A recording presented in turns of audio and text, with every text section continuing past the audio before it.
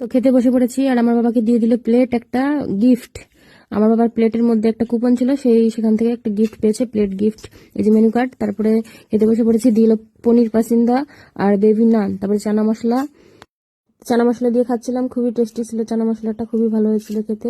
যদিও বিয়ে বাড়িতে এসে অত খাওয়া যায় না, ডাল আর ভাত ছাড়া আর কিছুই খাওয়া যায় না। তারপরে এই তো খাচ্ছিলাম। বেবি নানটার থেকে আমার নান পুরিটাই বেশি ভালো লাগে। যাই হোক, তারপর দিল ঝুরি আলু ভাজা। তারপরে আমার ছেলে এই যে খাচ্ছিল, যদিও খাচ্ছিল না, বিরক্ত করছিল শুধু।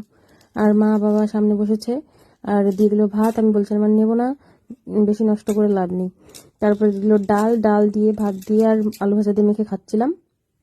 তারপরে দিল কাতলা, কাতলা মাছের পাতুরি। পাতুরিটা খুবই ভালো হয়েছিল, কিন্তু খুব ঝাল হয়ে গেছিল, কিন্তু খেতে খুবই ভালো হয়েছিল। তারপর দিল স্যালাড, আর এরপরে দেবে ফ্রাইড রাইস, যেটা আমি খাইনি, অল্প খেয়েছিলাম। ফ্রাইড রাইসের সঙ্গে দিয়েছিল খাসির মাংস।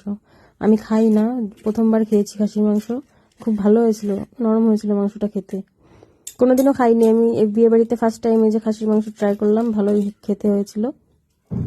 আর ভালো লেগেছে, এখন থেকে ভাবছি খাবো। তারপরে যে আবার একটু মাংস দিয়ে গেল, আমি একটু খেয়েছিলাম আর বাবাকে দিয়েছিলাম।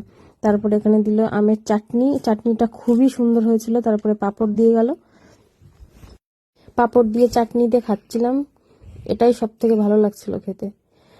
তারপরে দিয়েছিল মিষ্টি। মিষ্টি আমি একটা খেয়েছি আর একটা বাবাকে দিয়েছি। তারপরে ছিল আইসক্রিম, পান আর হাজমোলা।